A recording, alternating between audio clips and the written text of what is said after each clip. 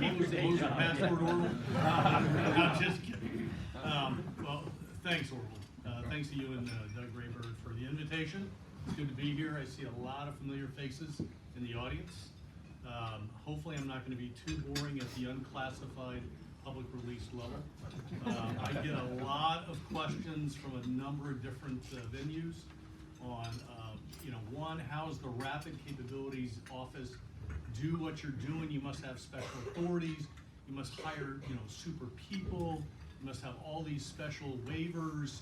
That's how you get your job done, and that none of that's true, so spoiler alert. So my goal today is spend a little bit of time on how we got created and why, and the Founding Fathers, get into what I'll say is that secret sauce of what I believe is the formula that we all have and we kind of grew up with, but we've lost our way. And then I'll just briefly touch at the unclass level on some of the program updates, X37, B21, and some of the work we're doing in multi-domain command and control, kind of the open architecture. So again, appreciate being here and sharing some things. I'd like to quickly go through what I'll say is my talk and get right to the Q&A portion. So a little bit of history. On or about 2001-ish, so right around 9/11, 3 individuals got very frustrated with acquisition. Everybody thinks it's all about acquisition. It was not. It included requirements. So they were frustrated with the requirements process and the acquisition process and the bureaucracy that unfolded in that. The 3 individuals were a guy by the name of Pete Aldrich, AT&L at the time, Dr. Jim Roche, who was the Secretary of the Air Force at the time, and General John Jumper. So those 3 folks were really the founding fathers of what we are enjoying today as the Air Force Rapid Capabilities Office. They got into a discussion of, okay, we need to make it OSD level. Jim Roche was always in the, no, it's got to be a service execution. That debate that goes on. It needs to be an OSD Skunkworks. So notice the theme here of trying to get to kind of a simple rules, simple execution, empower folks, etc. That was the theme. It took about a year and a half or so to get to a point where Jim Roche won the battle and said, we're going to stand up in office. And on April 13th of 2003 stood up the Air Force Rapid Capabilities Office. Very, very simple, 3 basic things, kind of do assessments that inform what we should be doing from a military capabilities point of view, get to a decision, get on contract and build those capabilities, and do it as agile, from an agile acquisition point of view as you can. That was the predominant objectives, and we haven't changed to date. And so you start to look at, okay, well, that seems pretty simple. That's a 1-page stand-up. How do you do that with DoD 5000? And so it's simply this. You take, in 5000, it talks about tailoring. If you've read it, I don't recommend it, but if you read it, there's sections in there that talk about the tailoring and the streamlining and how one would do that. And the Department of Defense and others out there have done this for decades. We know how to build things quickly and react to adversaries. So the idea was take what was in there and codify it in a charter. So our charter, which is unclassified, basically sets the foundation of what that streamlining and tailoring is about. We have a board of directors, and in that board, it used to be 3 individuals, the 3 I mentioned, and it's grown because of things like a statute that split up AT&L. But in general terms, we have 5 board members, all with the right authorities, Title 10 authorities, that allow us to get our job done. And so Ellen Lord is the chair of our board of directors. We've got Mike Griffin added since we kind of bring the ANS and R&E back together to form up what used to be AT&L. And then in the service side, the Secretary of the Air Force, the Chief, and Service Acquisition Executive, in this case, Dr. Roper. So that rounds out our board. Our focus is literally to inform the board members on what we're doing and what capabilities we're building. Now, don't get me wrong, we do prototyping, we do those types of things, but to get after what we want to do, and that's deliver capability. I think, Worrell, you kind of said it best. We could spend all our time, kind of what DARPA and others do, the labs do, and then you really get through what I'll say is prototyping and demonstration, but you never really get to a production line and deliver capability. So our focus is the capability delivery, and we use things like prototyping and demonstration to get there. And X37 is a good example of that, where you do prototyping and demonstration in a real environment to inform how you're going to do some very large investments. So in general terms, that's how we set it up. Now, the secret sauce is not the charter, because everybody goes, hey, just send us a copy of the charter, and we'll do one, and we'll have people sign it, and we're good to go. Right? No, the answer is no. It literally comes down to the individuals, and what we refer to as kind of that small team melting pot that actually allows you to do the things you want to go do. So, for example, a program, our program offices are at least a magnitude smaller than others that you would see out there. You don't need a lot of people in program offices to go execute programs. They break them up into ACAT 1s, 2s, and 3s. You've heard those acquisition categories. You know, ACAT 1s are huge, lots of money, so obviously you need more people. No, the paperwork's pretty much the same. So you basically go do development, you basically get into production, and you field, and you watch that life cycle. So you don't need huge teams, because when you have huge teams, they need to fill their 8 hours, and you end up with a lot of meetings, and you go, that's not really beneficial. So our secret sauce is bring in a small empowered team with all of the right functionality, not just program management or contracting, but again, financial managers, the right set of folks that allow you to get the job done. And I talk at DAU multiple times, especially when they bring in the new PEOs and the senior material leaders, you know, the major program folks. And when I go out there, everybody asks, well, so how do you get through acquisition in a more streamlined way? Everybody seems to think can't you build a bomber faster? And just do that faster. The answer is you don't want to do that. That's the one thing you want to get right, is the weapon system build has to be done with systems engineering in mind. You've got to be very mindful about how you're going to go build that system. That doesn't matter if it's an airplane, a tank, a ship, etc. And so you better get that right, because if you get that wrong, you're going to spend a lot of time in sustainment fixing all of the errors to streamline around. The two areas up front, and again, this doesn't match 5,000, but 2 areas up front is make a decision, and you've seen this before where we do analysis of alternatives, run assessments, you've heard those. Sometimes it takes a very long time to actually make a decision.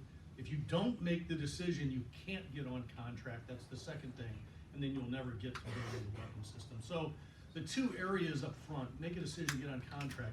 If you were just to compress those 2 areas, in half by 3 dB, just compress that, you now start to accelerate the acquisition physics. That literally is the way we work this. And so in general terms, this is not perfect, but on average, our getting on contract is half of what typically the Air Force does today. And if you compare that to others, it's probably just a little bit better. But the bottom line is, make a decision, get on contract, and then go do the acquisition physics and build a weapon system. To me, that's kind of fundamental, but we've kind of lost our way in. Now we got to spend time getting it right up front. We're not sure this is the right amount or this is the right weapon system, so let's spend a lot of time looking at alternatives. Meanwhile, we're not getting anything accomplished, and we're still flying legacy platforms. So that's kind of been our mindset, and you don't want to make a mistake, so there's a lot of risk aversion in, if I make a mistake, then I might spend a lot of money and not actually get the capability I intended to do. But I can tell you today, building weapon systems, it is an iterative process, and you really do need to start that iterative process. If you don't do that, you're guaranteed not even to get the first increment out. So just basic acquisition 101. So now the secret sauce, it's the culture. So we hire folks, and again, everybody says, well, you must have some special hiring. No. We know folks in the acquisition field, the contracting officers, the financial managers, the folks that, and by the way, we look to the warfighting command, so Air Combat Command, Air Force Global Strike Command, to actually Air Force Space Command, to help inform with some of those using entities out there, and they actually sit in our program office and help us execute those programs. And so what you find typically is they're in, and I'll pick on the B-21 for a moment, we have about 3-ish folks from Global Strike, all flew bombers, all operators, and they're informing on how we're going to go build that system. They're in the first early stages of the simulator, etc. We want that direct feedback from them. If we don't get it, we're going to go do what engineers do best. We're going to design it and build it the best we can. Sometimes it'll probably be later, because we can always sharpen that pencil and do more. But the point is, you get that level of influence from the warfighting commands, and they're the ones that represent those commands back. And by the way, when we have meetings, they represent their command not only at our program reviews, but more important, they represent back to their commands. So we're not talking, now if I talk to General Ray on Global Strike about the B-21, their folks are in the room and providing that feedback. So why wouldn't we do that? Just one example of how we do business, maybe a little bit different. Others do it that way. I'm not saying that we're the only ones, but we focus on making sure those warfighting commands are in there. So the secret sauce is culture. Literally is culture. And I think everybody knows we have that culture inherently. We want to do a good job. We want to do the best we can. We want to provide warfighting, from an acquisition point of view, the best warfighting capability, on cost, on schedule, etc. That's fundamental in everything. But we've taken decades to add this risk aversion and grade homework and bureaucracy. We can't. So what happens is, and I'll pick contracting for a moment, we spend time with a PCO, a primary contracting officer, basically putting together a beautiful contract, and then a program manager putting together this unbelievably wonderful act strategy. And then we take that and hand it to others to grade, and guess what? It morphs. It morphs in areas that you go, I don't even recognize anymore. So one of the key things is cut out what I'll say is a lot of the bureaucracy and process that requires those changes. Not to say that there's not experts out there that can help. They're certainly out there, but you don't have to make that a part of the process to get to the decision maker. So one of the things we typically do is, I'll just pick on the contracting for a moment. We have a contracting team, I'll pick the B-21. If you followed the normal logic, you would have to go through multiple layers to get out of a MAGCOM, in this case AFMC, to the Pentagon. And what we do is we cut those multiple layers out, and as the head of contracting in my organization, direct to me. And then if I have to go to the chair of the board, so in this case it'd be Secretary Lord, then we would go do that. And by the way, she is the milestone decision authority for the B-21, so we spend some quality time getting to her. But notice the goal here is is to remove expertise. The goal is to remove bureaucracy. And you want to be able to use the right processes to get to the right expertise to actually deliver the product that helps build that capability. Because without paperwork, you're not going to get any capability. So the idea here is streamline as much as you can and literally deliver. And I'll give you an example. The way we do our business, when you start to do a concept or development or procurement, in this particular case, we have our own way of doing our concept plans, our development plans, and our procurement plans. And so if you look at those plans, you can follow 5,000, but we follow the streamlined, tailored approach, and it's about, and I'll use Frank Kendall's words, about a tenth, and he really, really liked them because they're readable, they're understandable, and it makes sense. That's just one example of cutting down on a lot of paperwork. Now, we could generate, a 1,000-page document and hand it off and go, yeah, have a good time reading that, but we don't choose to do it that way because we want to actually get through the paperwork, literally get to a clear, concise way ahead and deliver the capability. That's the goal. I have rarely seen a program manager or a contracting officer have an epiphany and come in and say, Waldo, I've got this great idea. I'd like to be able to cost the taxpayer more and slip the program by X years. I've rarely seen that. I don't think I've ever seen that. But what I have seen is when they get done with what appears to be a great act strategy, a great product that they're proud of, get turned over, and all of a sudden you start to see the delay in schedule, the cost going up, etc. So the goal here is get the experts, the pros from Dover, if you want to say that, get them to actually put a good solid strategy together and start with that. And I guarantee you it's going to change and morph over time because we learn a lot. Building weapon systems is complex. So get on with it, get to those problems, but most important in that same culture, find the solutions. Don't always come in with a problem that you haven't looked at or tried to solve. So that's just a broad view, what I'll say is of how we do business. One would say it's different, but frankly, I think we do this all the time, but we just don't empower the folks in a manner and help them and support them in a manner that allows them to do the job that we're asking, I'll say expecting and asking them to go do. Okay, so that aside, a little bit on program. So X-37, I always get questions like, so what are you doing up there? Well, we're doing experimentation. So you know that, publicly we've said that, we do experimentation. Predominantly to get after what I'll say is buying down risk for things that can be very expensive in space and get a good solid understanding of how one would prepare ourselves for either a large buy, expensive buy, if you will, or in this case, get on with what I'll say is how one wants to operate in the future in space. So that's predominantly what we do, and the experimentation, the prototyping that we do gets after that. That's our primary goal. Mission 5 is, I think today is 777 days on orbit. So it has surpassed Mission 4 by about 2 months. Don't quote me on the number, but about 2 months. So we've gone over 2 years, and it's doing quite fine. But like anything, it is a system built by humans. We monitor every single day, make sure everything's fine, and when it's ready to come back, we bring it back in a manner that makes sense for the nation, and certainly the Air Force. X-37 was launched, this particular one was launched about 2 years ago off of a Falcon 9, SpaceX Falcon 9. And if you've not had the opportunity to see that in person where they launch it and bring the booster back, that's pretty impressive. So the good news is they got it on orbit, it's been on orbit for over 2 years, but that's pretty impressive watching that booster come back and land about 3 miles south of where you're standing. B-21, so we've been out there in the press quite a bit. Critical design review was about a year ago. We completed that, which should tell you that we're ready to actually start building big parts, and we are doing that. I think at the last AFA, there was a number of things. We're standing up from a test squadron, combined test force point of view. The 420th is being stood up to actually manage. That was the old B2 CTF back in the days. And so that's standing up at Edwards. We're getting ready to, essentially try to accept that first airplane coming out. We did talk about Palmdale being where we're going to manufacture the B-21. And today we do have an airplane in there. That would be our test jet number 1.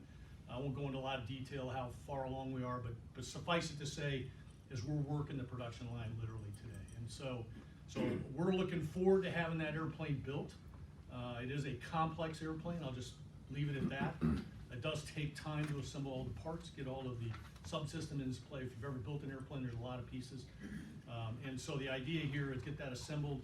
I think there was a press release, Vice Chief kind of laid out, here's our first flight date.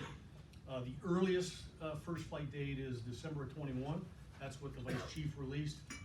That is our earliest, but knowing things like large components coming together, integration, ground tests, all the things that lead up to a first flight have to be accomplished. And so I would not bet on that date. There's a lot of things that have to happen between now and a couple of years. But in general terms, that's what we're shooting for. And so I'll just say now, once we get to a point where it's ready to do first flight, we'll start to open up like the B2 days and get a feel for, got to do low speed taxi, high speed taxi, all the things that would be normal for a first flight of an airplane of this ilk. I think I covered everything on the B-21. We've talked about basing. I think that's been released. Secretary Wilson, when she was in place, she kind of talked about if you're a bomber base today, you'll be a bomber base in the future. So, right now, our plan is a minimum of 100. The production line should be able to handle that easily, and based on the timing, if you wanted to either ramp up or build more, you could go do that, depending on what the nation's needs are. Okay, I think that's B-21. I'll just move over to what I'll say is we've been doing in open architecture. So I'll start with Common Mission Control Center. I don't know if anybody's heard that before.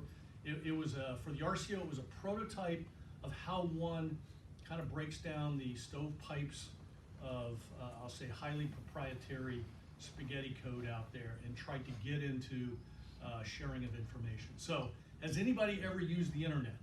That's not a trick question, okay? So, I think the answer is going to say yes. So I will just start with, why is it that we can go home, log onto the internet, not even think about the standards by which we're moving data back and forth and sharing with each other, and yet come to work and we go back to the 20th century on how we move data around. Now, I'll pick on the command and control portion for a moment. ATOs, very complex thing. We still are doing spreadsheets and things of that nature. So the idea is, when do we get kind of into, sharing of information naturally, like we do on the internet today? How do we get into a militarized version of those kind of message formats, and then get into sharing machine to machine that we enjoy when we go home? So the idea was come up with a standard. This has been quite some time, the Universal Command and Control Initiative, that standard, and then right now Open Mission Systems, if you've heard those terms, they're just standards that industry helped, so the Air Force RCO, and I'd say in general, the Air Force kind of pulled together. And it doesn't take long to figure out what they came up with. Looks a lot like what you'd see on the internet. So the message formatting, if you're used to things like XML or HTML, those types of message format, that's what we're using. So the idea is use something that does work. You do have to add, add the security in there, which we're mindful of. But in general terms, moving data and creating algorithms that naturally share messages, that's what we're after. And so when you want to start bringing domains together and get people connected from a services point of view, and what I mean is weather apps, mission planning apps, things of that nature where you're managing a battle, you want to be able to do that in, I'll say, a machine-to-machine way, timely, very timely.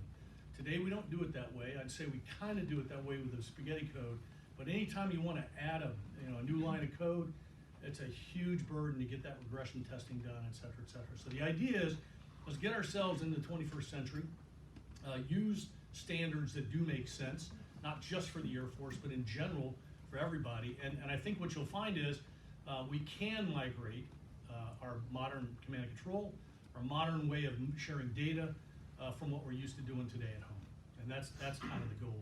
Now, what's interesting is everybody says, well, we don't have a requirement to use those standards. I go, so, okay, got it.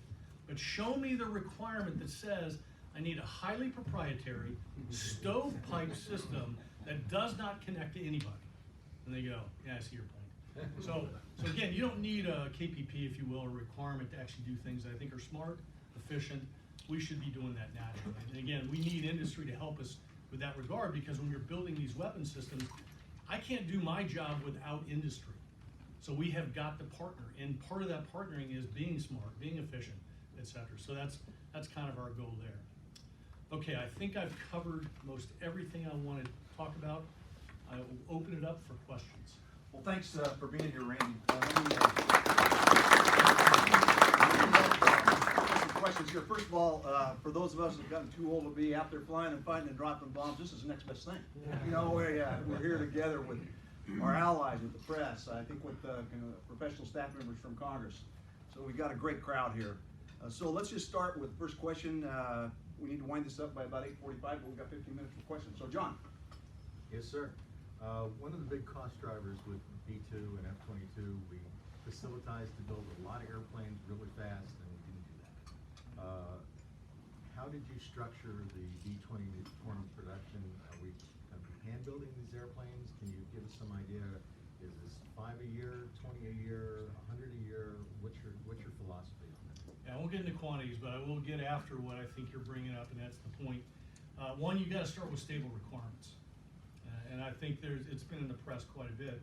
You look at the B-2, when that major requirement got changed from kind of a high altitude to a low altitude, major design change to the platform. When you make those major changes, you're adding a lot of cost and a lot of time. That's just one example. And by the way, all of that is going to be founded in the tooling to produce those bombers, and it just adds a lot of complexity. So one, stable requirements. We've had that. In fact, the Chief of Staff of the United States Air Force is the only guy that changes the requirements on the bomb. So it's not like I would say, hey, I got this great idea, let's go do, and it's no, that's not going to work that way. Now, it doesn't mean we're not going to try to do things, I'll say, smart or efficient while we're executing the program. Every day that goes by, there's things that we have to struggle with on, okay, do we build it this way? Do we have this efficiency for a maintainer, et cetera? All of that will take place. That's not what I'm after. Stable requirements I'm after is things like, here's where the altitude is, here's the range we want to go down. Those things are huge when you're building these types of platforms. If you maintain those stable requirements, a lot of things emerge that you go, oh yeah, that makes sense. Like the drawings. You start to get to the drawings that get delivered on time, and you actually start to deliver those drawings to those subcontractors out there to be able to actually build the big parts and deliver those on time. That gets them to the production line, and then you start bringing those airplanes together and stuffing them with the mission systems to actually make it fly. So from that perspective, requirements is probably the #1 thing. If you don't have stable requirements, that's going to drive a lot of what you just described. Over here, please. Please stand up if you would, state your name, and we don't have any microphones, so if you can project enough to get it across this small room, we'd appreciate it. Thanks. Sure, Steve Trumbull with Aviation Week. I won't ask about RQ-180 unless you want to declassify. Secretary Roper has talked about a 5-year development cycle for INGAD, and when you look at B-21, it seems like it's been at least 10 to 15 years between milestone A and milestone C. So what do you think is achievable there, and how do you get to that from a rapid capabilities perspective? Okay, well, let me start with the rapid part. So, again, I mentioned earlier, when you're building weapon systems, do the systems engineering right. So, all these platforms out here, including, I think, NGAD, have to actually do the systems engineering. So the question is, what is the transition? There's a lot of talk about digital. You've probably heard that term a lot, digital software, digital manufacturing, et cetera. So I think in the Century series, I think where Dr. Roper is going, again, I don't want to speak on behalf of him, but I've talked to him enough to where if we're going to get to where we can build airplanes very efficiently, right, lower cost, you got to get to a manufacturing ability that makes it easier. Again, this is not quite right, but if you could digitally produce a full-up fighter, wouldn't that be great? And you could do it in a week. But you can't do that. But the bottom line is, that's the thinking. If I can do manufacturing in a way that cuts back on labor hours, rework, redrawings, things of that nature, you start to get to a more accelerated timeline in that systems engineering. And when you're confident, I think, in the area of manufacturing, because that's one piece that we still need to get through, then I think we're on the path to be able to build faster and actually do it in a manner that makes sense from a systems engineering point of view. I don't know if that helped or not. Yes, sir. I'm Steve Burke from Textron Aviation Defense. Can you talk about your relationship in prototyping to fielding capability with AFWIC and AFRL SDPE? In terms of experimentation and prototyping? In general terms, AFWIC is more of an assessment organization. So they're looking for, I'll say, an integrated view as we're putting together capabilities. So it's that last stop, if you will, as all the MAGCOMs come together. And I know Fan Man real well, General Fantini, great guy. He and I actually grew up in AQL together. But bottom line is we're very tight with them because we're delivering capabilities. So I want to make sure he knows what we're doing when, so he can factor that into his equation, so to speak. AFRL, we work with all the time. I mean, there's a lot of work going on within the labs. AFRL is one, DARPA is another, et cetera. So we are always looking for opportunities to leverage or transition some of that great technology into the platforms that we're going to go do. And again, there's always that debate of, well, how much do they have to do to buy down risk, think prototype, or in this case a demonstration, to where you can get it onto a more producible platform. And one of the things we strive for is, in some cases, we may take what they have, and with a little bit of effort on both sides, the lab and our office, we'll get them through that valley, what they call the research valley of death. And if it makes sense to get onto a platform from a capability point of view, we'll try to get through that valley. And we've done that a handful of times. I won't go into a lot of detail on the technology, but again, if you don't do that, if you say, well, I've got this platform and it doesn't use that, and it costs a fortune to make that transition on out, again, we've seen that all too often. So our goal is when it looks right and we want to make sure the transition takes place, we will work on a plan, an agreement, if you will, on how one pays so much to get there and how we get it into that capability and deliver to the warfighter. Perfect. Over here? Yes, sir. Thanks. Laser cornerstone, so I'm sort of taking it as strategic. So we create workarounds because acquisition programs are too slow, too bureaucratic. You've obviously got a system that appears to work.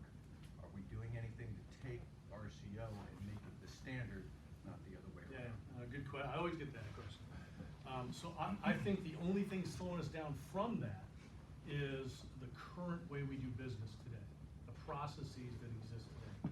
So I don't think it takes much. I mean, think of the folks that we actually have on our board of directors, all titles and authorities, head of defense acquisition, that's the chair of our board. It doesn't take much to do the streamlining and tailoring. The question is have you ever seen how thick 5,000 is? Sure. Yeah, okay. So again, you can do all that, right? Or you can actually do things that make sense for the weapon systems you're building. And I think all too often we go, okay, I've I've got 5,000, this is a new ACAT 1 program, I got a cookie cutter, I've got to run it, that's how we do business. And all too often, what we find is it's not matched properly. So there are things out there like Section 804, I'll offer up right now, in the RCO, we've never done an OTA, so other transactional authorities. We've never done, I'll say, the accelerated version of contract, because the tools we have today through either a cost plus or a fixed price work fine. It's how you implement that contract that matters most. So again, we could use an OTA, you could use a Section 04, but the main focus is you don't use the tools that make sense for the program you're building. So can we do what we're doing? Absolutely. In fact, we, the RCO, plagiarized organizations that have already done this before. And I'll name two of them. One, Lockheed Skunkworks. You've seen the rules that Kelly Johnson came up with. Doesn't take much to go, yeah, that makes sense, yeah, we ought to follow that one. And most of it says, empower the people that have to go build these systems and help them, support them. All too often we write processes and rules that allow us to oversee them, and we spend more time doing the oversight than allowing them to actually build those systems. So in my mind, we know how to do this. We wait for emergencies or a threat that pops up to do something quickly. I think we can do it every day. It's just a matter of, am I willing to give up, grading of homework and process that exists today? And we've taken 40 years to get very risk averse. So in my mind, that we got to break that. That's the key. Doug. Waldo, thank you. Doug Rayberg, Air Force Association. I'm going to piggyback on Laser's question. We can take it to the next level. Space RCO and Navy, you mentor and you help develop new rapid capabilities for others. Can you describe some of the challenges but also opportunities that you've seen in doing that, especially as a mentor Sure. and lead for this capability? Sure. Thank you. Yeah. So we were kind of on our own little island of RCOs, our own little rapid capabilities office for a while. Had the opportunity to brief a guy by the name of Bob Workman, who was the Deputy Secretary of Defense, multiple times. He loved the principles, loved the concept, and he goes, we ought to do more of this. To get after kind of, sending a message, getting an example in place with the other services. So he convinced other services to go do that. And so the Navy stood up, Army stood up. And we had a lot of interaction in those early days. And most of it was, hey, just give us all the paperwork and how you do it, and we'll just implement that. Remember, I told you earlier on the secret sauce is not about, here's my charter and we should be able to implement. No, it's the culture. And the culture is not just the individual experts in your office that you empower them and you expect them to deliver. It's at the senior level. That the individual that's overseeing, like in this case, my board of directors has to have the same culture. If they don't, you're destined, like any other program office out there or organization, to be relegated to the processes that exist inside the service or at the OSD level. So the goal is a culture that stems from the lowest to the highest, and you've got to do it.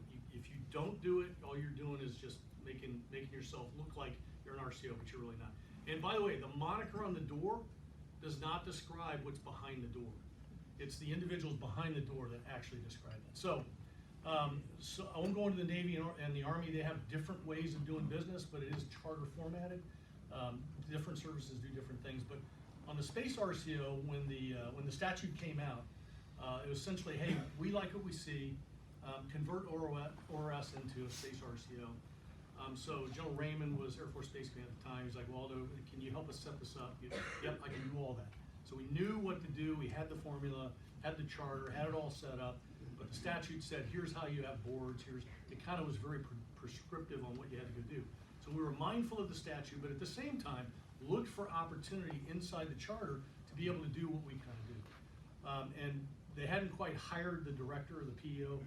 So I got to be in that position. Secretary Wilson asked me to be in that position. I want to say it was about 3 months until we actually got the director in there, hired that person in. And so Mike Rollins is the director of the Space RCO today. Now, you go, well, are you going to transition to the X-37 because they're the Space RCO? No, the one thing what we found is there's areas that we want to make sure we're, I'll say, synchronized with other organizations. And notice I didn't say RCOs, organizations, so I work closely with SMC. But in general, you want to be synchronized with them, and I'll say very collaborative in what they're doing, and ensuring that the capabilities you're working on are duplicative, one. Two, they're actually more efficient, and I'll say from a combat point of view, more lethal. And that level of, I'll say, synchronization and collaboration, we do every day.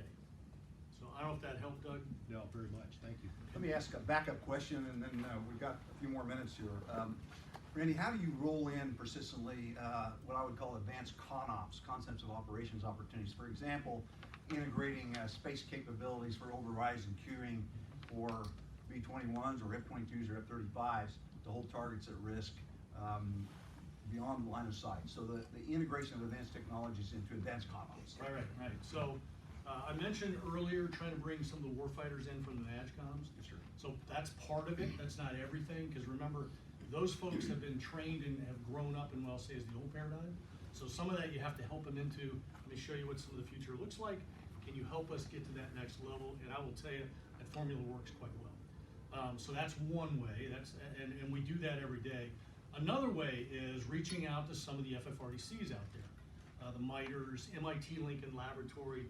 I mean, they have solid experts, some of the nation's best, when it takes complex technology and you start to try to combine that into an integrated view of combat fighting.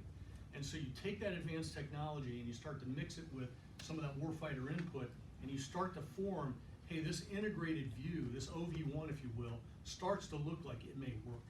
And then you bring that concept back, and in my case, back to the board of directors, and say, here's what I think would be very exciting to do for our Air Force and the joint fight. That's just one measure of how we do our job. Terrific. Last question, one of the finest ops group, F-16 ops group commanders that ever worked for me, Mark out the belly. So, Alto, you get to ask the last question. And I know you're ready. I appreciate that, sir. So I'm Mark Altobelli, world's greatest, almost fire pilot, and our world's greatest ops group commander. For moving forward, when you're looking at this, how though, when you're creating these newer things, how can you look at the thousands of legacy platforms that are out there? Are you also looking to adapt some of this technology backwards? Because not only for our servers who has legacy platforms that can then get to tactically relevant ranges to combine with the advanced stuff, and then for our partners, because our partners may not be able to join us on some of this journeys. So are you looking to adapt that capability to those legacy platforms? Yes. Yeah, so it makes it harder to go to a legacy platform, and I'll pick on the one standard I mentioned earlier, open mission systems, and kind of shove that into it and go, okay, now you're going to connect everybody out there. It doesn't work that way. But I will tell you, there's certainly opportunity for that to take place. An example, are you familiar with F-22s and F-35s? Okay. Are you familiar with the fact, and this, I'm picking on Lockheed for a moment, are you familiar with the fact that it's a single prime contractor that builds both? Yes, okay. So are you familiar with they can't talk to each other? All right, so that, again, this is not to say Lockheed screwed it up or it was a bad requirement. Just saying, we created the stovepipe to where two 5th-gen fighters couldn't actually share information. And technologically, could we have done it? Absolutely. But for the time that I think F-35 was being built, there was reasons for that. So the answer is absolutely yes. Are you familiar with what was called Project Missouri, when they tried to actually get the two to talk? And so the foundational piece, and I was in AQI at the time, and Orly used to come over. My challenge to Lockheed was, we got to get them to work. I know we can get them to work. And I knew they were working both UCI and OMS, so see if the standards will work. Back to prototyping. And so they went out, we helped them get the F-35 Catbird at the time, I think it was a 422 F-22. We allowed them to take it, lease it, fix it, get them to talk, and it worked. And so now, you look at OMS, which one would say, well, that's a future standard. No, that's just a standard. We build weapons systems with dozens of standards. This is just adding one more way of getting the information to flow. And by the way, it worked. So they knew how to build, one, the platforms, two, how those systems could talk, and three, the OMS standard that allowed those OFPs not to be changed, but get them to communicate. Notice what I said, OFPs did not have to change. That's a powerful message. So the answer is absolutely. The thing that we get back is back to processes. I don't have a requirement to talk to an F-22. Notice what I'm saying. So those are the things that we have to overcome first and foremost. Then we can get to what I'll say is the mods or the transition to legacy as well as the future. In the past, we used to do things called PQI, product improvement, right? Increments, blocks, called them different names, but we knew that things would change over time and the threat would change, and so we wanted to make it a natural transition or upgrade to the platform legacy to make it viable for that threat. So we've done that. The F-16 is a great example. What block are they up to?